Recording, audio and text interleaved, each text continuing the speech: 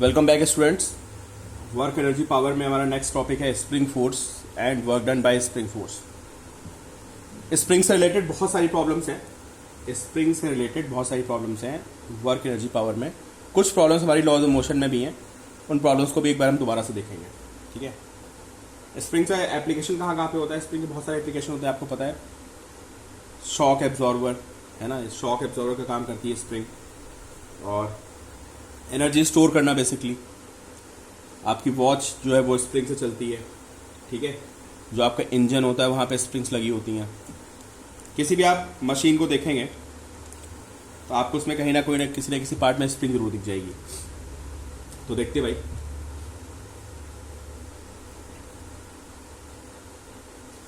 ये ब्लॉक है, ठीक है, x इज इक्वल टू 0 और ये स्प्रिंग से कनेक्टेड है। ठीक है, तो सबसे पहले आपको ये बताना चाहिए कि जो स्प्रिंग का फोर्स होता है, देखिए अगर आप स्प्रिंग को इधर खींचेंगे, अगर आप इस ब्लॉक को इधर खींचेंगे तो स्प्रिंग इस ब्लॉक पे इधर फोर्स लगाएगी। This is neutral position, x is equal to 0। ठीक है, और अगर आप ब्लॉक को यहां से लेफ्ट ले जाते हैं, इस तरफ ले जाते हैं, स्प्रिंग थोड़ा सा कॉम्प्रेस होगी और कॉम्प्रेस होने के बाद ये वापस अपनी पोजीशन में आने की कोशिश करेगी, तो ब्लॉक पे इधर फोर्स अप्लाई करेगी। ठीक है, तो अगर मैं ब्लॉक को लेफ्ट ले गया इधर तो स्प्रिंग का फोर्स राइट आएगा, और अगर मैं ब्लॉक को यहाँ से राइट ले गया तो स्प्रिंग इसको वापस खींचेगी। तो ये मैं इसको राइट डिस्प्लेस किया है एंड फोर्स पे टुवर्ड्स लेफ्ट। ये स्प्रिंग का सीन होता है। ठीक है, और पता ये चलता है कि force applied by spring is directly proportional to x. What is x? X is displacement, this is natural length. Okay, this is natural length of the spring. Block यहाँ पे रखा हुआ है, इससे मैं इसको जितना आगे ले जाऊंगा, अगर वो डिस्प्लेसमेंट x है तो force is directly proportional to x। मतलब मैं जितना ज़्यादा इसको खींचूंगा ब्लॉक को, स्प्रिंग का फोर्स भी उसी तरह से बढ़ता चला जाएगा। एंड आपको पता है कि डायरेक्शन अपोजिट है, इसलिए f प्रोपोर्शनल टू, अगर मैं इसकी प्रोपोर्शनलिटी ब्रेक मारेंगे तो पता चलेगा, या माइनस लगा ही देते हैं, f proportional to minus x. Why minus, क्योंकि अगर मैं इसको स्प्रिंग को आगे ले जाऊंगा इस पोजीशन से तो फोर्स पीछे आएगा, अगर मैं इस ब्लॉक को यहाँ से लेफ्ट लाऊंगा तो फोर्स आगे आएगा। स्प्रिंग को हमेशा अपनी नेचुरल लेंथ में आना होता है। इधर लाओगे तो कॉम्प्रेस होगी, तो धक्का मार के उसको वापस अपनी पोजीशन में लाएगी अपनी नेचुरल लेंथ में आने के लिए। और अगर मैं इसको यहाँ से राइट ले जाऊंगा तो फिर नेचुरल लेंथ में आने के लिए ब्लॉक को वापस खींचेगी, तो फोर्स जो आपका किधर हो जाएगा? लेफ्ट की तरफ हो जाएगा। ठीक है, प्रोपोर्शनली ब्रेक करते हैं। ब्रेक करने पे आपको पता चलेगा f इज माइनस के एक्स। ठीक है, f is equal to minus के एक्स। तो दिस इज स्प्रिंग फोर्स। ठीक है, और ये हुक्स लॉ होता है, चलो हेल्प्स लॉ की बात में बात करेंगे। तो this is spring force minus के एक्स। ठीक है, के इज जो के होता है, चलिए मैं मैग्नीट्यूड की बात करता हूं तो मैं लिखूंगा f इज के एक्स, है ना। k is f by x Newton पर मीटर। ठीक है, k is called spring constant. Spring constant, its unit is Newton पर मीटर। ठीक है, ये स्प्रिंग के मटेरियल पर डिपेंड करता है। स्प्रिंग कांस्टेंट को डिफाइन करेंगे तो क्या होगा? मतलब force required to elongate a spring by 1 metre. ठीक है, अगर मैं यहाँ पे x की वैल्यू 1 पुट कर दूँ तो मुझे फोर्स लगेगा, दैट इज स्प्रिंग फोर्स। ठीक है, ये स्प्रिंग फोर्स का बिहेवियर होता है। f is directly proportional to x k x। ठीक है, अब देखते हैं भाई, अब आपको पता है कि जो स्प्रिंग का फोर्स है दैट इज वेरिएबल फोर्स। ये डेरिवेशन आपके स्कूल में भी आती है ना, कि आपको वर्क डन बाय स्प्रिंग निकालना है। This is very very important. ये ब्लॉक रखा है x इज इक्वल टू 0 पे, मैंने इस ब्लॉक को थोड़ा सा आगे डिस्प्लेस कर दिया एट x। अब बताइए मुझे स्प्रिंग फोर्स कितना आएगा और किधर आएगा? This is x is equal to 0 and इस नेचुरल लेंथ में है, थोड़ा आगे कर दिया। तो जब आप यहाँ रखेंगे spring force will be in backward action, and मैं स्प्रिंग फोर्स को क्या लिखूंगा? स्प्रिंग फोर्स इज माइनस के एक्स पीछे की तरफ। Now this force is variable, और आप सबको पता है कि वेरिएबल फोर्स का वर्क डन निकालने के लिए हमें इंटीग्रेशन करना पड़ता है, ये मैं आपको बता चुका हूँ, ठीक है, कि work done bye a variable force can be calculated using integration, ठीक है। इंटीग्रेशन में लिमिट भी लगती है।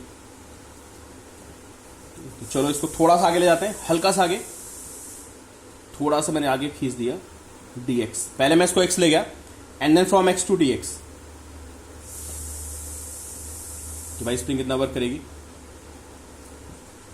Work done by spring and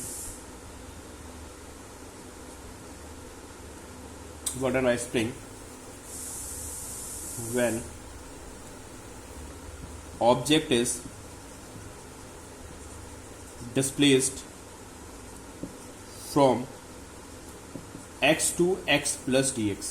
पहले x था, थोड़ा सा मैंने और आगे कर दिया इसको, this small length is dx, ठीक है। कितना वर्क डन होगा? उस वर्क डन को स्मॉल वर्क डन होगा, उसको मैं dw लिखूंगा। f, ठीक है, f किधर है? पीछे की तरफ है, तो जो वर्क डन होगा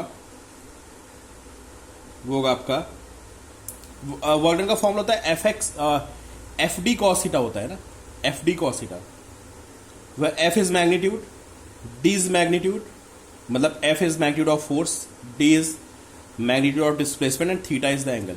तो आप देख सकते हो कि यहां फोर्स पीछे की तरफ होगा, दिस विल बी फोर्स, तो F D cos theta. So in place of F मैंने के एक्स लिख दिया। I am not using minus के एक्स, क्योंकि मुझे पता है कि एफ डी कॉस थीटा में वो एफ उसका मैग्नीट्यूड होता है। तो this is force.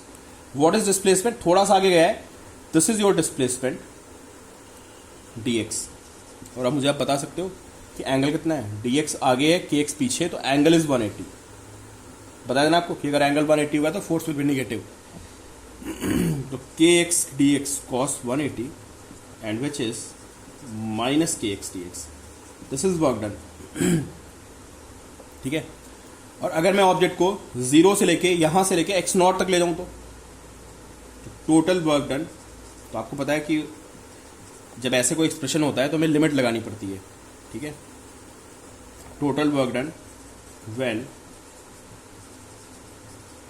Object is moved up to x naught, इसको मैं x नॉट लेके चला गया, ठीक है। देखो क्या होगा, 0 से x नॉट ले गया मैं, यहाँ कहीं, यहाँ पे कहीं x नॉट पे लेके चला गया, ठीक है, दिस पॉइंट x नॉट। अब वर्क डन कैसे निकलेगा? ये स्मॉल पार्ट का वर्क डन था, माइनस के एक्स डी एक्स। मैं इसको इंटीग्रेट करूंगा, आई विल राइट माइनस के एक्स डी एक्स। एक्स की शुरुआत कहाँ से हुई है? 0 से। खत्म कहाँ पे हुआ है? x नॉट पे। माइनस के x D x 0 to x naught, minus k इसका x डी एक्स का इंटीग्रेशन होगा x square by 2, limit 0 to x naught and this will be minus half k, limit रखने पे x naught square by, this is minus k, limit रखने पे x naught square by 2, lower limit 0 square by 2, we have minus half के x naught square. बहुत ज़्यादा आप ये formula use करने वाले हैं, बहुत ही ज़्यादा। This is work done bye A spring, minus half के x नॉट स्क्वायर, ठीक है। और अगर मैं स्प्रिंग को x1 से x2 ले जाऊं तो वर्क डन कितना होगा? अगर ये स्प्रिंग है, ठीक है, and this is x is equal to 0, और ये स्प्रिंग यहां पे थी, x1 पे थी, और फिर मैं इसको x1 से फर्दर x2 ले गया, this is x is equal to 0, this is x1 and this distance is x2। तो अब वर्क डन पता कितना होगा? माइनस के एक्स डी एक्स, माइनस को बाहर कर देते हैं, के एक्स डी एक्स, और लिमिट क्या लगेगी इस बार? पहले तो हम इसको 0 से x नॉट तक ले गए थे, now we are moving from x1 to x2। Limit लगती है जो ये वेरिएबल होता है उसकी, कि इसकी शुरुआत कहाँ से हो रही है, फ्रॉम x1, और एंड कहाँ पे हो रहा है, x2 पे हो रहा है। तो हम माइनस के को बाहर करेंगे, इंटीग्रेशन में we have x square by 2 and limit from x1 to x2, on solving you will get half k and x1 square minus x2 square. This is work done by the spring. ठीक है, तो ये work done होता है spring का।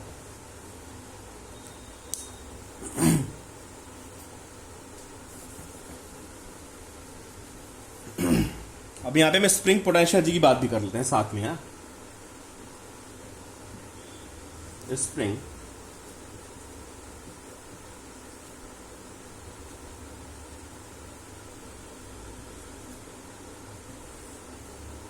Potential energy, समझिए भाई, block at x equal to 0। ठीक है, देखिए अब पोटेंशियल एनर्जी आती कहां से, पहले बताइएगा। मैं पोटेंशियल, मैंने आपको लास्ट में बताया था कि अगर किसी सिस्टम में पोटेंशियल एनर्जी है that is due to its position, है ना। आप सबने मुझे बताया था कि energy possessed by a body due to its position, कि वो कहां पर, ड्यू टू इट्स स्टेट कह सकते हैं ना।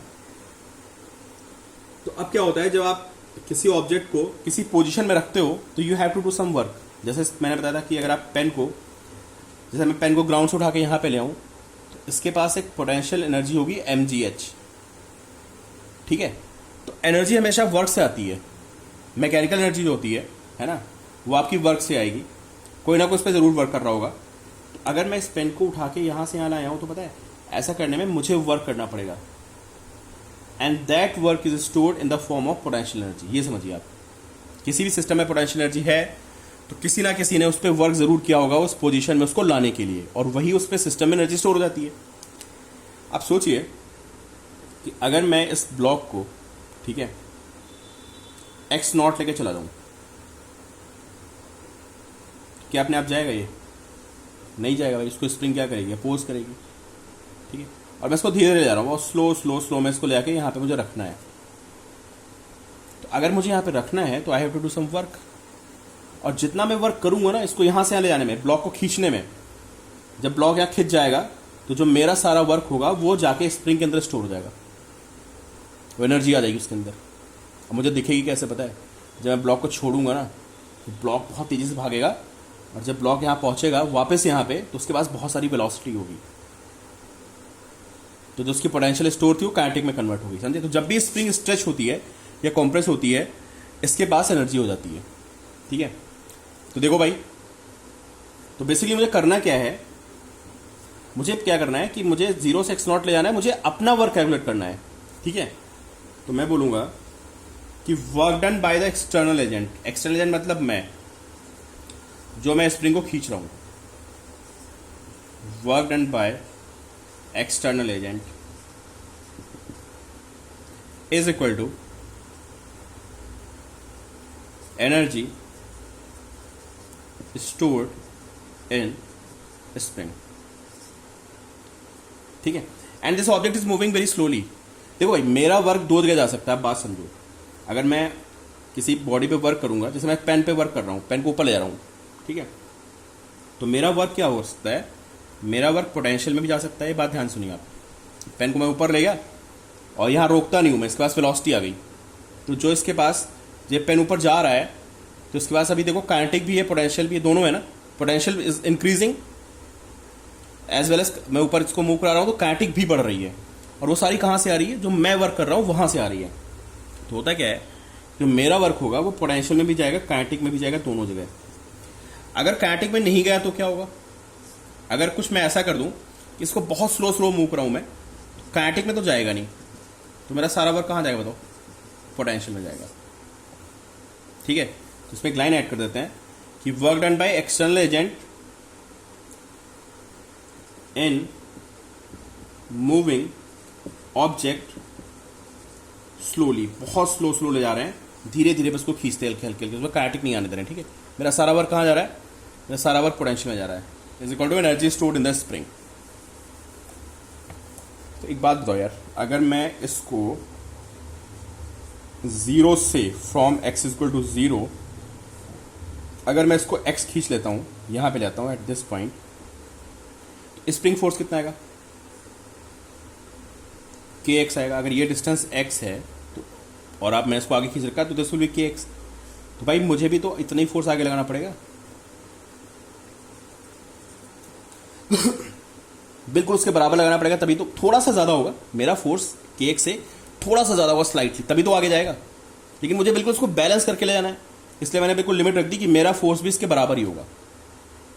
अब बताओ मुझे कितना वर्क करना पड़ेगा। देखो मैं अपना मेरा फोर्स भी, जैसे स्प्रिंग का फोर्स वेरिएबल है और मुझे स्प्रिंग फोर्स के अगेंस्ट उस ब्लॉक को पकड़ के खींचना है, तो जैसे स्प्रिंग का फोर्स बढ़ेगा, ये स्प्रिंग का फोर्स बढ़ेगा, वैसे वैसे मैं भी अपना फोर्स बढ़ाऊंगा। तो मेरा फोर्स स्प्रिंग के फोर्स के लगभग बिल्कुल बराबर होगा, थोड़ा सा ज़्यादा होगा, हल्का सा, नेग्लेजिबल, उसको इग्नोर मार दिया है, ऑलमोस्ट के एक्स। तो देखो मेरा वर्क डन क्या होगा पता है, मेरा वर्क डन होगा, मेरा फोर्स आगे की तरफ है, मैंने इसको डिस्प्लेस भी आगे किया है, समझे, मैं इसको आगे ले जा रहा हूँ। देखो डिस्प्लेसमेंट dx भी आगे की तरफ होगा और इनमें एंगल भी ज़ीरो बन जाएगा, ठीक है। तो के एक्स टी एक्स ये मेरा वर्क डन हो गया। अगर मैं इसको इंटीग्रेट मार दूँ 0 से x0, के बाहर आएगा, एक्स टी एक्स 0 से x0, के रहेगा, इसका इंटीग्रेशन आ जाएगा x²/2 और लिमिट लगाएंगे 0 से x0, तो आपको पता चलेगा कि जो के x0² minus 0²2 and this is half k x0². This is potential energy of the spring. Potential energy of spring कितनी हो गई, हाफ k x0²। ये हमें नहीं भूलना है फॉर्मूला, जैसे हमारा फॉर्मूला एक mgh होता था ना, ग्रेविटेशनल पोटेंशियल एनर्जी mgh, वैसे स्प्रिंग के पास पोटेंशियल एनर्जी होती है हाफ k x0²। अब ये हमेशा पॉजिटिव होती, पता है, ऑलवेज पॉजिटिव। चाहे तो आप स्प्रिंग को कॉम्प्रेस कर दो, आप आइडियली सोचो ना कि अगर मैं स्प्रिंग को खींच दूं, खींचने में मुझे वर्क करना पड़ेगा, तब भी एनर्जी अपने अंदर स्टोर करेगी स्प्रिंग। अगर इसको कॉम्प्रेस कर दूं तो उस केस में भी एनर्जी स्टोर होगी। तो दोनों केसेस में एनर्जी होती है, कॉम्प्रेस्ड में भी एनर्जी होती है पॉजिटिव, और अगर ये स्ट्रेच्ड है तो स्ट्रेच्ड में भी एनर्जी कितनी होगी, पॉजिटिव। तो this is potential energy of spring, ठीक है। और वर्क डन आपको पता ही, वर्क डन हमारा आया था -12 k x0²। वो स्प्रिंग का वर्क डन था एक्चुअली, बात समझिए। देखो आप लॉजिकली सोच सकते हो, इतनी बड़ी चीज़ नहीं है, हम वहीं से इसको समझा सकते थे। देखो स्प्रिंग का फोर्स इधर है, आपका फोर्स इधर है, और आप बिल्कुल उसको बैलेंस करके ले जा रहे हो। तो भाई जितना वर्क डन स्प्रिंग का आएगा, आपका वर्क डन उसका अपोजिट ही तो आएगा, क्योंकि आपका फोर्स और displacement they are in same direction, you will get cos 0 जो आप इसको खींच रहे हैं। स्प्रिंग का फोर्स इधर, डिस्प्लेसमेंट आगे, एंगल इज 180, तो इसका वर्क डन नेगेटिव आ जाएगा, बिकॉज cos 180 इज नेगेटिव, है ना। और वर्क डन हमारा होता है क्या, वर्क डन होता है FD cos थीटा, तो इसका नेगेटिव आएगा। तो मैं सीधे भी बोल सकता था कि देखो ये वर्क डन आ गया, जितना इसका नेगेटिव आएगा उतना इसका पॉजिटिव होगा। तो this is energy stored in the spring, ठीक है।